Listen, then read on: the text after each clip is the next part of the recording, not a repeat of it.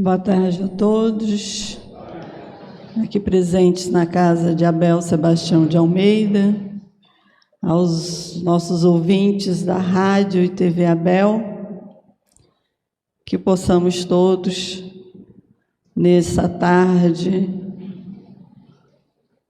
guiar o nosso coração, um pensamento ligado ao alto, e que Jesus possa, nesse momento, abençoar a todos, dando muita paz, tranquilidade e harmonia aos corações. Como sempre fazemos, vamos fazer a leitura de uma página para a nossa harmonização. Boa tarde. Com o auxílio de Deus. Livro da Esperança, Espírito Emmanuel, Psicografia, Francisco Cândido Xavier. Em verdade vos digo que se tiverdes fé como um grão de mostarda, direis a este monte, transporta-te daí para ali, e ele se transportaria, e nada vos seria impossível. Jesus em Mateus, capítulo 17, versículo 20. A fé verdadeira é sempre calma, faculta a paciência que sabe esperar. Porque, tendo seu ponto de apoio na inteligência e na compreensão das coisas, tem a certeza de chegar ao objetivo visado. Capítulo 19, item 3. Há quem diga que a discórdia e a ignorância, a penúria e a carência são chagas crônicas no corpo da humanidade, apelando simplesmente para o auxílio de Deus, qual se Deus estivesse escravizado aos nossos caprichos, com a obrigação de resolver-nos os problemas a golpe de mágica. Indubitavelmente, nada de bom se efetua sem o auxílio de Deus. No entanto, vale destacar que o infinito amor age na terra, nas questões propriamente humanas, pela capacidade do homem, atendendo à vontade do próprio homem.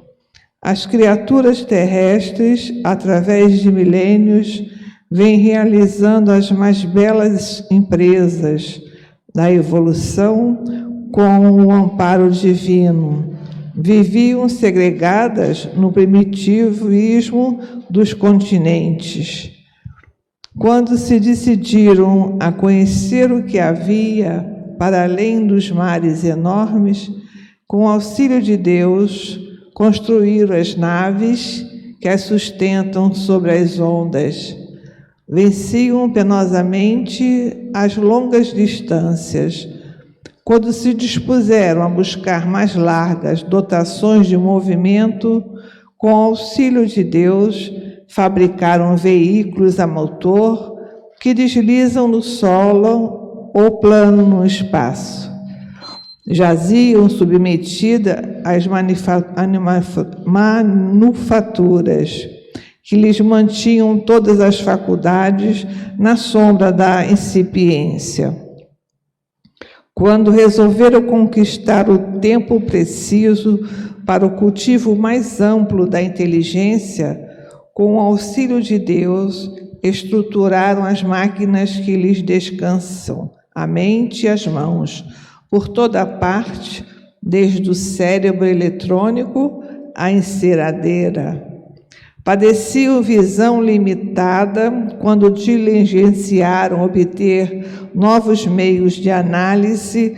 Com o auxílio de Deus, passaram a deter lentes e raios que lhes facultam observações minuciosas, tanto nos astros quanto nas peças mais ínfimas do mundo orgânico. Experimentavam manifesta insuficiência de comunhão espiritual. Quando se afadigaram por estabelecer contato entre si, com o auxílio de Deus, atingiram as comunicações sem fio, que lhes permitem o mútuo entendimento, de um lado a outro da terra, em fração de segundos. Tudo isso conseguiram aprendendo, trabalhando, sofrendo e aperfeiçoando. E para desfrutarem semelhantes benefícios, pagam naturalmente a aquisição de passagens e utensílios, engenhos e serviços. Assim também os males que atormentam a vida humana podem ser extirpados da terra, se procurarmos construir o bem à custa do próprio esforço, com o auxílio de Deus. Tesouros de tempo, orientação, entendimento e recursos outros não nos faltam. Urge, porém, reconhecer que somos responsáveis pelas próprias obras. Desse modo, com o auxílio de Deus, será possível transformar o mundo em radioso paraíso, a começar de nós mesmos. No entanto, isso apenas acontecerá se nós quisermos. Hoje à tarde, nesta tarde, falará a nossa irmã Aleuda sobre a fé humana e divina, que está no livro do Evangelho segundo o Espiritismo, capítulo 19, item 12. Que ela seja intuída pela espiritualidade amiga desta casa. Bom estudo. Boa tarde a todos. Sejam bem-vindos à casa de Abel Sebastião de Almeida. Hoje é segunda-feira, dia de estudarmos o Evangelho segundo o Espiritismo. Vamos concluir hoje o capítulo 19, A Fé Transporta Montanhas. E esse capítulo se encerra com o item 12, que é uma instrução do Espírito protetor. Tem o número 12, que é a fé humana e a fé divina.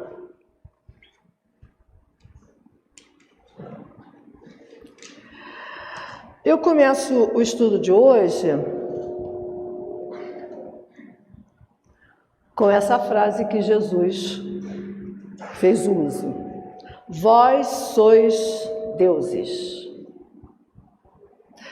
João narra que, nós já sabemos também, que Jesus não era muito bem quisto naquela localidade, porque ele se apresentava como o Messias enviado por Deus, o Filho de Deus. E os judeus esperavam um Messias general, poderoso, um excelente exército, que pudesse livrar os judeus do jugo dos romanos. Até aí nós sabemos. Mas uma vez, Jesus se atreveu a dizer que ele e o Pai eram um. A coisa não prestou. Queriam apedrejar Jesus. Onde é que já se viu se colocar, falar como se fosse o Deus, o próprio Deus? Mas Jesus não perdeu a oportunidade, para variar, Ele pescou essa frase, vós sois deuses, do Salmo 82 de Davi. Lembram-se que nas parábolas Jesus usa figuras, palavras, situações que ele tira do dia a dia daquele povo, da agricultura, da pesca. Dessa vez ele tirou do Salmo de Davi. Era conhecido por todos. Vós sois deuses. O que faz Jesus? Jesus adorava provocar, Ele gostava de implicar com aquele povo. Ele disse, Vocês chamaram de deuses aqueles que tinham poder no oráculo, aqueles que dirigiam as perguntas aos deuses, traziam as respostas dos deuses, julgavam, tinham autoridade, tinham domínio sobre o povo, julgavam injustamente, de acordo com alguns interesses. Eu mereço muito mais ser chamado de Deus. Porque, afinal de contas, eu falo em nome de Deus. Lembro-se na última palestra que eu citei que Jesus dizia assim: as palavras que ouvis não são minhas, mas do meu Pai que está no céu. Então ele falava em nome de Deus, ele agia em nome de Deus, sempre com justiça, sempre com amor. Ainda completava: com tudo que eu faço, podereis fazer e muito mais, desde que tenham fé. Desde que tenham fé. Se nós voltarmos à primeira parábola desse capítulo 19, a parábola do lunático, que vocês devem estar lembrados, aquele rapaz perturbadinho, que o pai leva até os discípulos e pede para ser curado. Os discípulos não conseguem curar o rapaz. Vão até Jesus, Jesus cura o rapaz. Aí, em particular, os discípulos perguntam: mestre, por que nós não conseguimos fazer o que tu fazes? E Jesus respondeu: por falta de fé. Porque, em verdade, eu vos digo, se tivesses a fé do tamanho de um grão de mostarda, dirias a esta montanha: transporta-te daí para ali, e ela se transportaria, e nada vos seria impossível. Estão lembrados dessa passagem? Pois bem. Uma outra passagem também marcante, que exemplifica bem o poder da fé. Havia em Cafarnaum uma mulher hemorroíça, ou seja, uma mulher que sangrava durante 12 anos.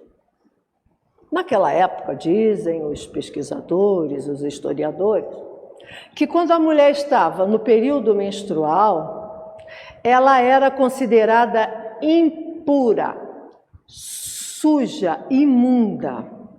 Não podia ter contato com nada nem com ninguém. Tudo que ela tocasse tinha que ser imediatamente lavado. Não podia cumprimentar com a mão. Se o marido deitasse na mesma cama, era considerado imundo. Tinha que tomar aquele banho e ficar como ela 7 dias de castigo. Ou seja, reclusa. Sem nenhum contato social. Isolada, solidão. Imaginem vocês uma mulher nessa situação de isolamento, 12 anos. Os médicos não conseguiram curar. É óbvio, naquela época não havia estudos sobre isso. Depois fomos evoluindo, a inteligência, né? A ciência, a medicina. Já há tratamento para o caso, mas naquela época não. E essa mulher ouviu falar de Jesus.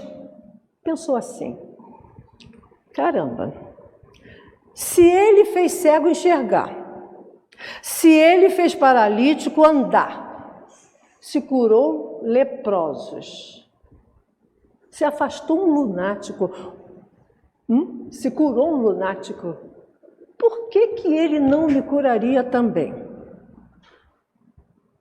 E quando Jesus passava em Cafarnaum, onde ela residia, ela não conversou.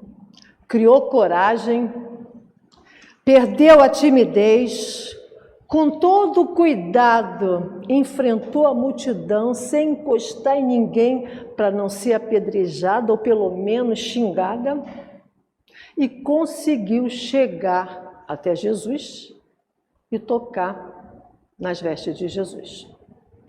Imediatamente, o sangramento parou.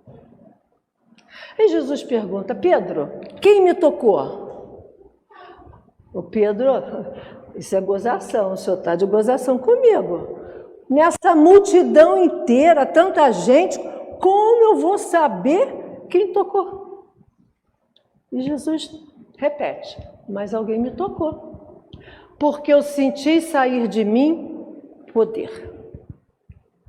A mulher se apresenta, se ajoelha aos pés de Jesus, conta o seu problema, e Jesus a levanta, abraça de uma maneira carinhosa, fraterna, e diz para ela: filha, a tua fé te salvou, vai em paz e fica livre do teu mal. Ainda em Cafarnaum, Jesus estava fazendo uma reunião na casa de amigos, como ele sempre fazia. A casa estava lotada. Eram curiosos, eram doentes, sofredores, inclusive fariseus, saduceus, senhores da lei, querendo saber, querendo ver para crer naquilo que eles ouviam sobre aquele galileuzinho. O cara cura, faz e acontece. Vamos lá para desmoralizar esse cara. Era tanta gente, era tão grande a multidão, que se espalhava pela calçada, pela rua. E eis que chegam 4 homens carregando uma maca improvisada e em cima dela deitado um paralítico. É óbvio que eles não conseguiram ultrapassar aquela multidão para chegar até Jesus. E eles tinham uma forte vontade, eles queriam fortemente chegar até Jesus para que ele curasse aquele paralítico. Só que não iam conseguir nunca. O que eles fizeram? Bom, de repente, Jesus sai da cidade, sai de Cafarnaum, vai para outra cidade. Quando é que ele vai voltar? Não sei. Eles saem, sobem uma escada externa que chegava até o terraço. Aliás, era muito comum nas casas daquela época, na Palestina, uma escada externa que levava ao terraço. E no terraço as telhas de barros, né? Colocadas direitinho em cima daquelas armações de madeira. O que eles fazem? Amarram as cordas na maca, tiram algumas telhas necessárias e descem aquela maca com o paralítico bem para perto de Jesus. O espanto geral. Com certeza, imagina todo mundo ouvindo uma pessoa falar, uma palestra, e de repente do alto desce uma maca carregando um paralítico amarrado em cordas. Todo mundo ficou muito admirado. Mas Jesus ficou admirado, assim, apaixonado pelaquela cena. Pelaquela força de vontade daquele homem em ficar curado. Pelaquela boa vontade daqueles 4 homens que queriam que aquele homem fosse curado. Queriam alcançar os seus objetivos. Jesus ficou maravilhado. Chegou perto dele e disse: filho, perdoados são os seus pecados. Não prestou. Aqueles senhores da lei, os fariseus, os saduceus, quem é esse cara que se acha no poder de perdoar alguém? Só Deus pode perdoar. Sequer ele é um sacerdote, nem sequer contribui com o templo, não arrecada para o templo. Quem ele está pensando que é? Mas antes que falasse alguma coisa, Jesus, com aquela mediunidade perfeita, total, captou a mensagem deles e virou para eles e disse assim: por que pensais essas coisas nos seus corações? O que vocês acham mais fácil dizer? Perdoados são os seus pecados ou levanta-te e anda? Ficou irritado. Ainda acrescentou: pois bem, para que todos saibam que o Filho do Homem tem sobre a terra o poder de perdoar os pecados, eu digo a este paralítico: levanta-te, toma o teu leito e vai para a tua casa. Imagina o poder de Jesus, a irradiação dele, o amor que ele colocou naquela vontade, o empenho. O paralítico se levanta, pega o seu leito e atravessa a multidão lépido. Ainda devemos lembrar nessa passagem que Jesus não perdoou, não curou todo mundo que o procurava. Não, isso não acontecia com todos. Mas Jesus fazia ali, quando ele diz: teus pecados foram perdoados, ele lembra-nos a lei de causa e efeito. Alguma coisa no passado, algum mal praticado por aquele homem, algum engano, fez com que ele nascesse paralítico. Alguma dívida, algum engano.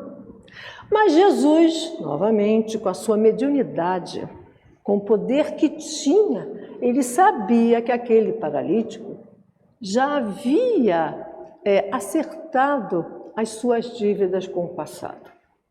A sua resignação, a sua humildade, a sua paciência, a fé que o levou ali para ser curado. Então, Jesus pôde curar. Isso é bom que fique bem claro. Ainda no capítulo 19, nós ouvimos, há 2 segundas-feiras atrás, a parábola da figueira que secou.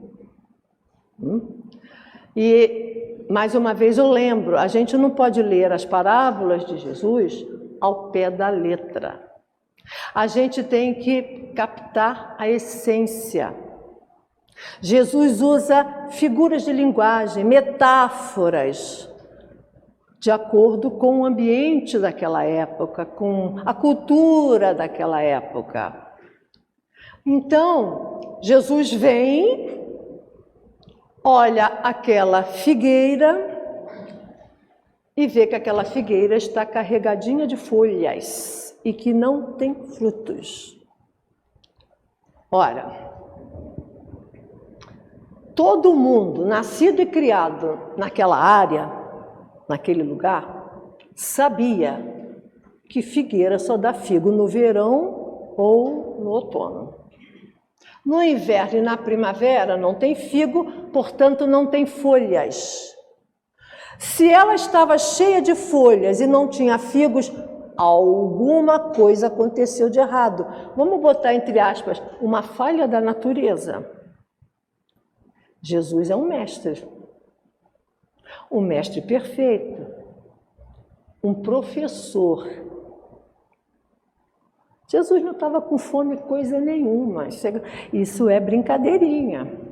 Jesus aproveitou aquele material didático ali, perto dele, dos seus discípulos, aquele material colocado ali para passar alguns ensinamentos.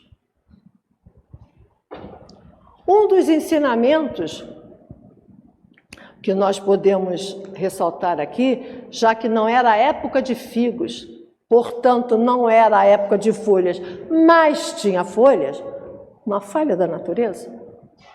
Ele quis dizer que nós também, da natureza humana, pode acontecer também esse paradoxo conosco. muita folhagem sem fruto algum, muita exterioridade sem nenhuma interioridade, muita aparência sem nada modificado por dentro.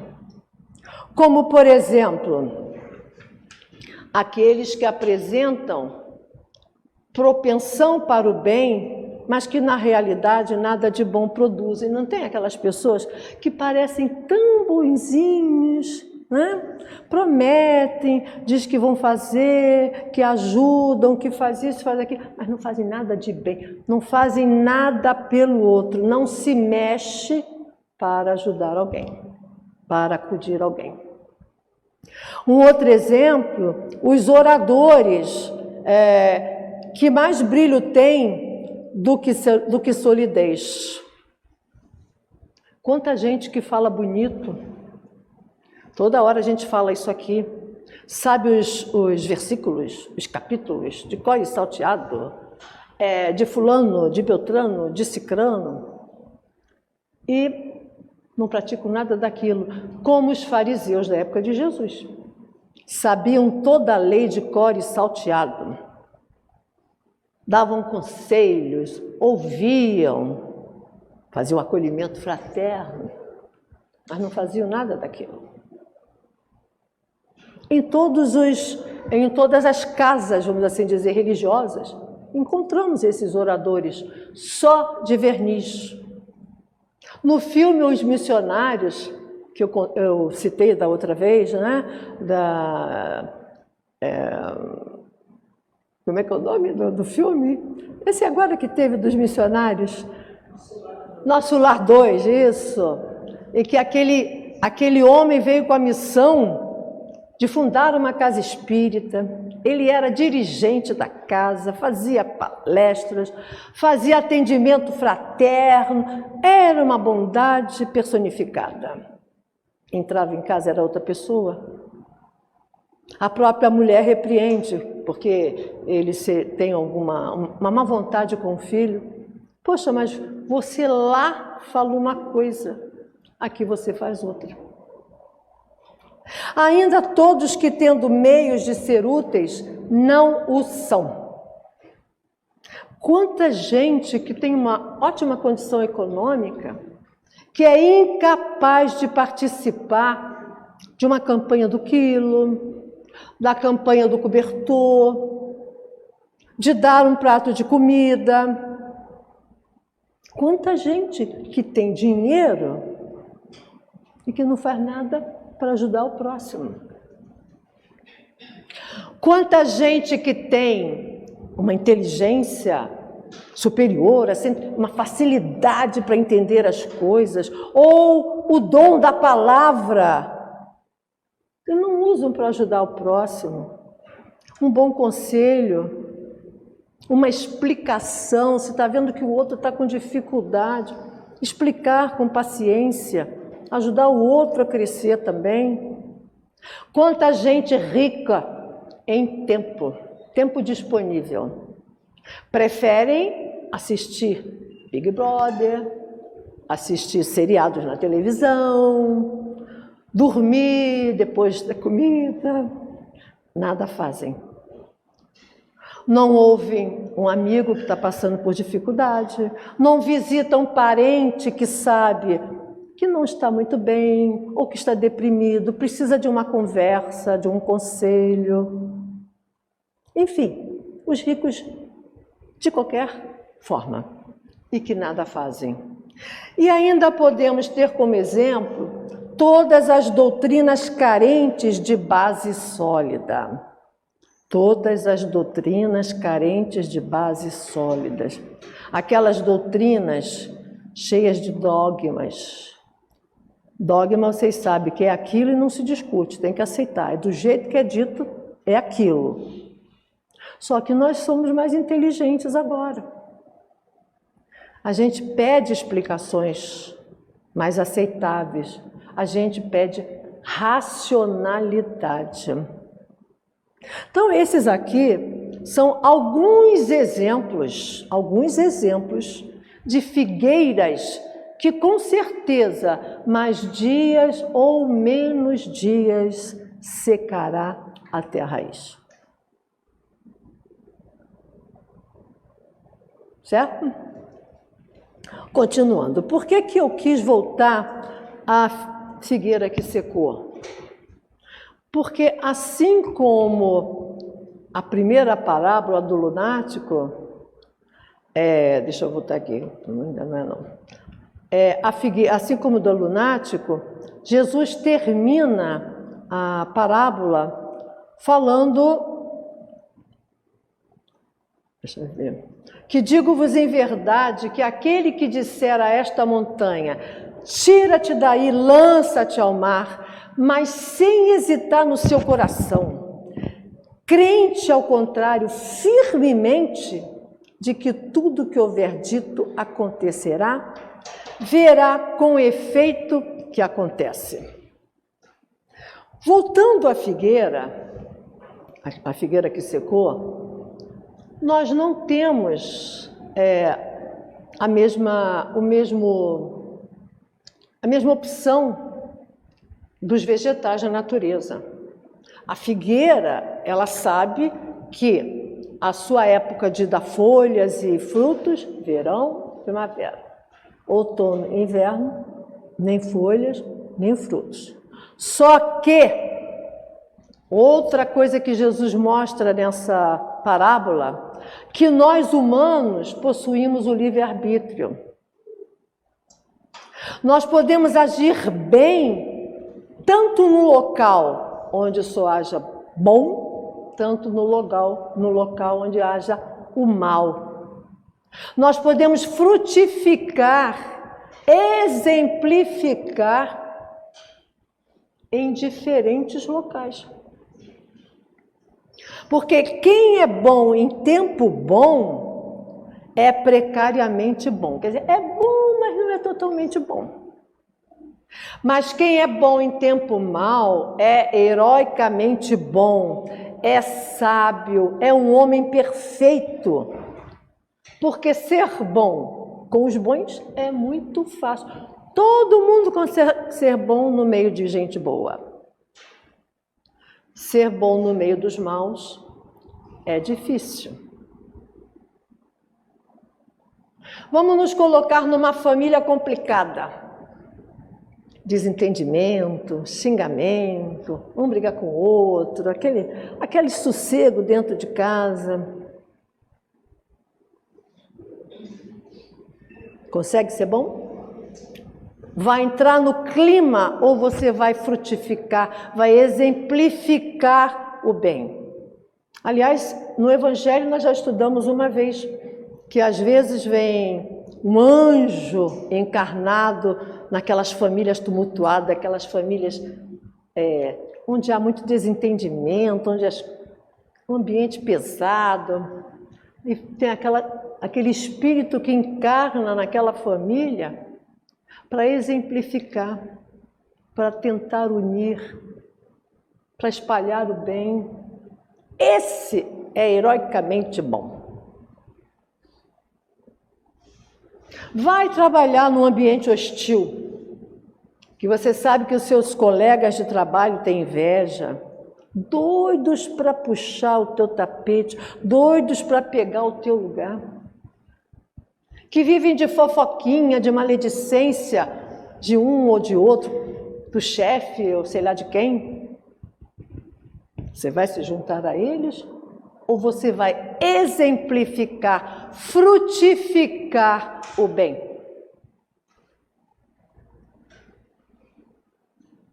Não querendo entrar em detalhes, mas se você entra para a política, aí pega.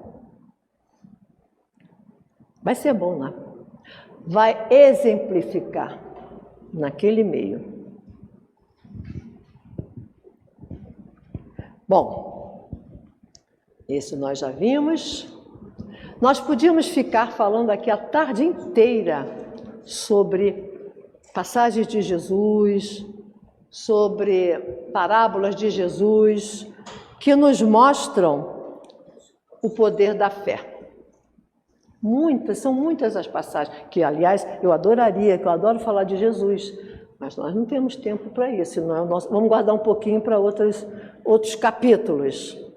Vamos entender então, gente, o que é fé.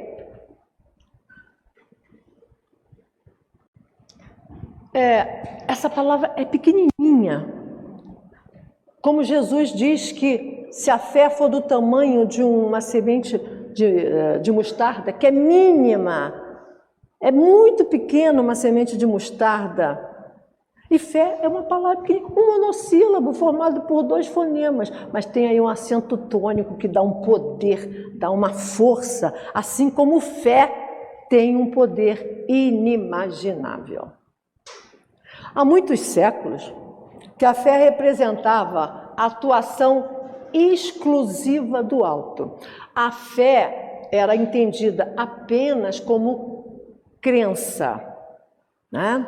Aí a gente ia lá para a igreja ou aqui para o centro pedir: meu Deus, eu preciso tanto disso, eu quero passar no vestibular, eu quero passar para o emprego público, eu quero ficar bom disso, daquilo.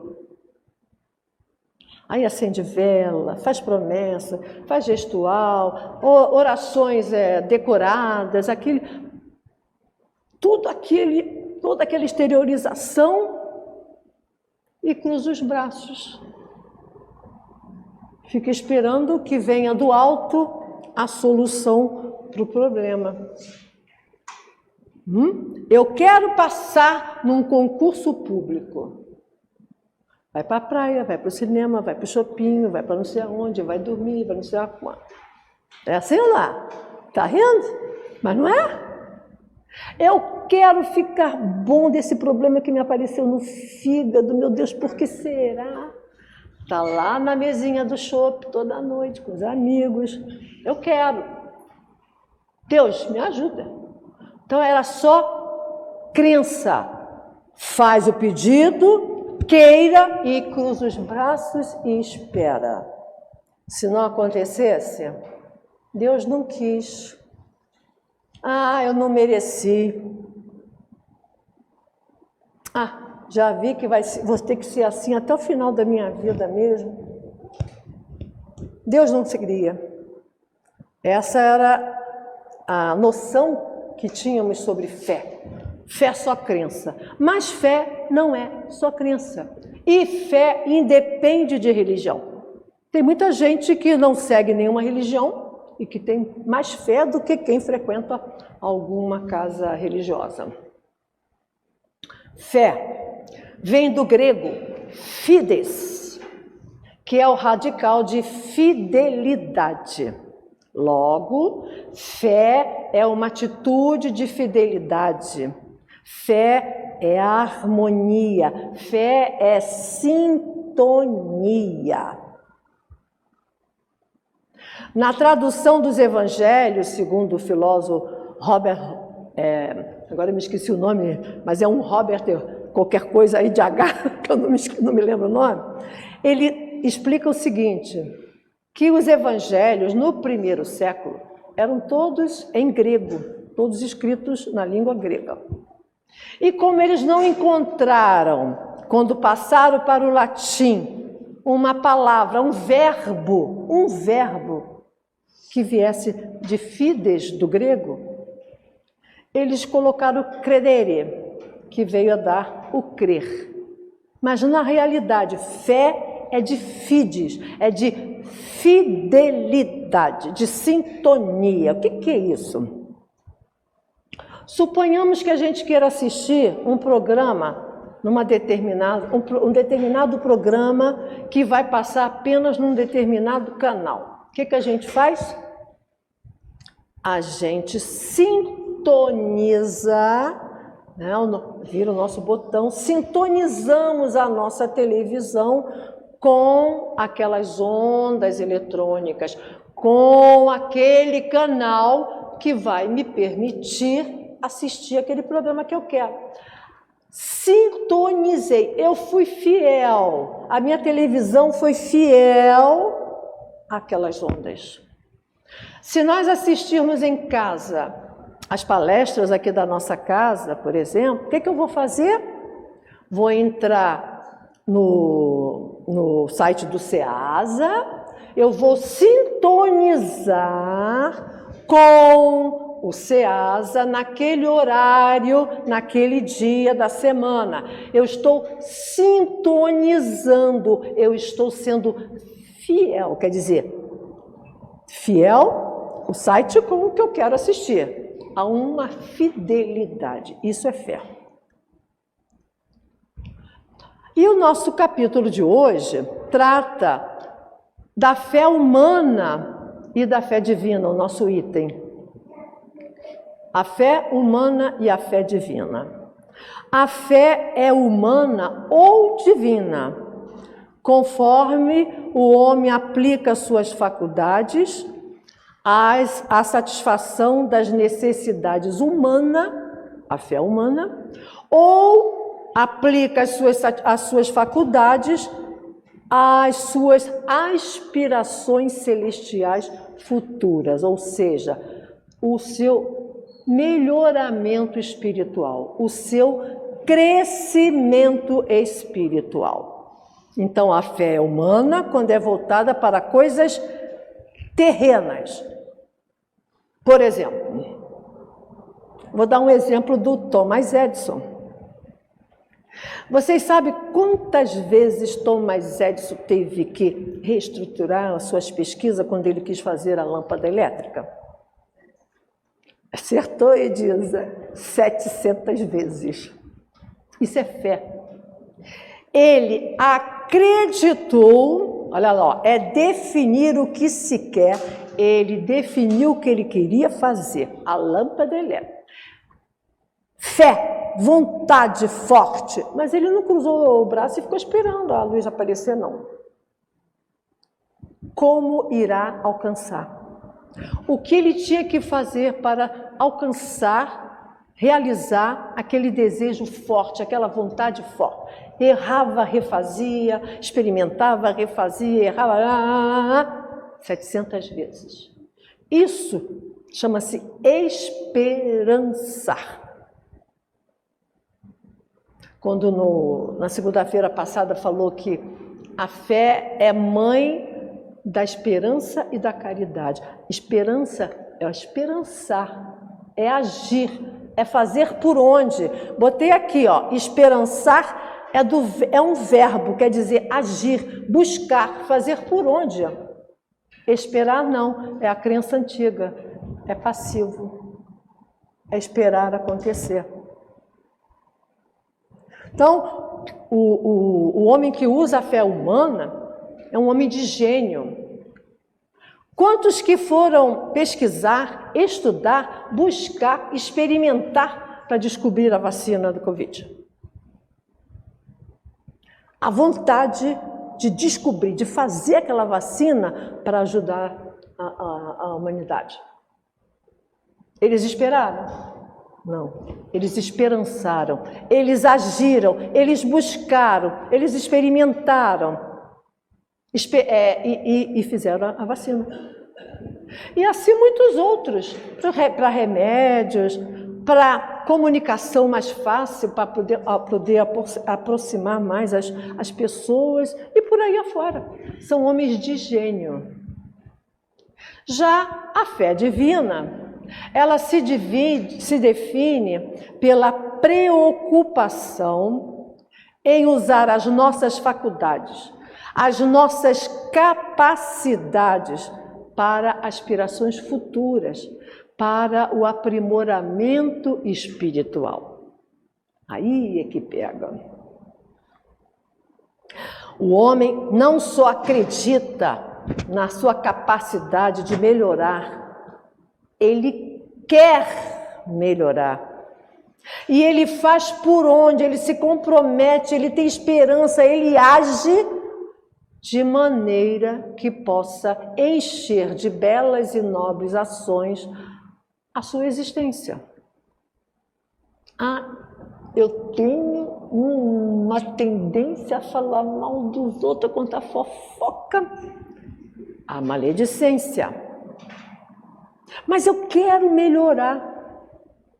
Eu tenho fé que eu vou melhorar, eu tenho uma vontade forte para melhorar. Então vai experienciar, vai praticar. Deu vontade? Vai ajudar alguém? Vai ser útil? Vai acrescentar alguma coisa? Não. Então faz que nem o Chico Xavier. Bota a água da paz na boca, fica mastigando que a vontade passa. Mas eu ainda sou muito egoísta, poxa. Eu ganhei isso assim assado, estou com um dinheirinho parado no banco. Posso comprar aquele carro, vou trocar meu carro, vou trocar isso. Eu vou fazer um passeio, vou não sei aonde. Não, espera aí, eu tenho que me melhorar, eu tenho que pensar no outro. Meu irmão está precisando. Fulano está com um tratamento caro, eu posso ajudar no remédio. Estou com fé que eu vou conseguir melhorar, nem que seja um pouquinho o meu egoísmo. Mas vou fazer por onde? Vou agir, vou começar a fazer isso. E eu acho que quando a gente consegue, dá uma sensação tão gostosa, não é? É uma sensação muito boa quando a gente vê que fez alguma coisa, por menor que seja, que ajudou alguém.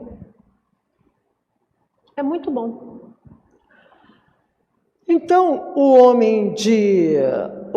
a fé divina une seus esforços aos desígnios divinos. O botão. Fidelidade aos desígnios divinos. Sintonia com as leis divinas. Esse é um homem de bem. O ideal, meus irmãos, seria haver uma relação de fidelidade entre a criatura e o Criador. Empregarmos os nossos esforços, a nossa vontade firme, a nossa fé. Aquela fé, ali tem o eu, mas não é eu não, é o quê? Aquela firme vontade, aquela fé que usamos para conseguir os nossos objetivos materiais, usarmos também para alcançarmos nosso aprimoramento espiritual, ou seja, sintonizarmos-nos com as leis divinas.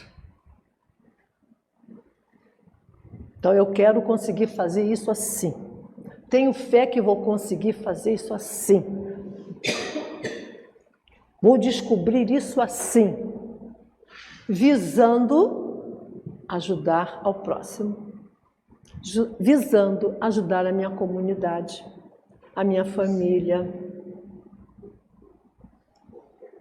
Jesus realizava prodígios unindo fé, aquela vontade forte de Jesus, aquela vontade de socorrer os sofredores. Ele sentia misericórdia. Era muito forte a vontade, a fé de Jesus, aquela vontade. Ele somava a fé, a vontade, a ação, o esperançar. Ele se deslocava de um lugar para outro. Ele se envolvia com os necessitados, ouvia, trocava ideias, conversava, aconselhava, fazia. Ele não ficava esperando só, que pena que meus irmãos, a humanidade, podiam não ser assim, podiam não ser assado. Ele ia até o sofredor, ele se movimentava. E juntava também a caridade. Então, fé, ação e caridade. Ele era impulsionado pela fidelidade, pela sintonia sem par com o amor do seu Pai que está no céu. Eu e meu Pai somos um. Sigamos o Mestre. Para removermos as montanhas do nosso caminho, as nossas dificuldades, o nosso egoísmo, a nossa prepotência, o nosso orgulho, a nossa maledicência, para vencermos a nossa cegueira espiritual, unamos a nossa vontade, o nosso agir ao sentimento de amor a nós mesmos e ao próximo. Sempre pensando em nós, claro, porque se não amarmos a nós, não amamos ao próximo. Sempre querendo melhorar-se, gostar-se, saber que não é perfeito como ninguém é, mas que está trabalhando para ficar melhor. E pensar sempre no próximo. Eu trouxe então, acho que são 2 vezes,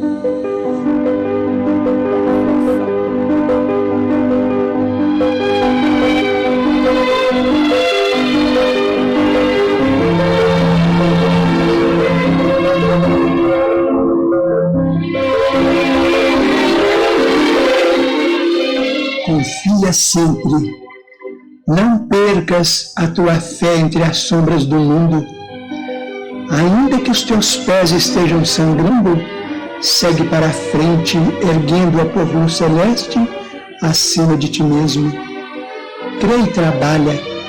Esforça-te no bem e espera com paciência. Tudo passa e tudo se renova na terra, mas o que vem do céu permanecerá. De todos os infelizes, os mais desditosos são os que perderam a confiança em Deus e em si mesmos, porque o maior infortúnio é sofrer a privação da fé e prosseguir vivendo. Eleva, pois, o teu olhar e caminha, luta e serve, aprende e adianta-te. Brilha a alvorada além da noite.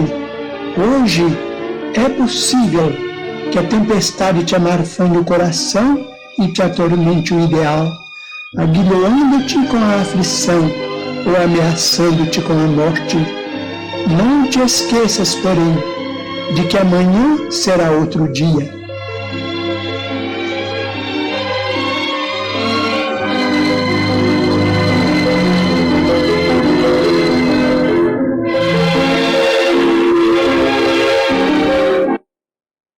Essa é uma linda mensagem sobre a fé, sobre a persistência, né? Não desistir, correr atrás, a ter resignação, paciência. Obrigada pela atenção. Muito obrigada, é uma ótima semana para você.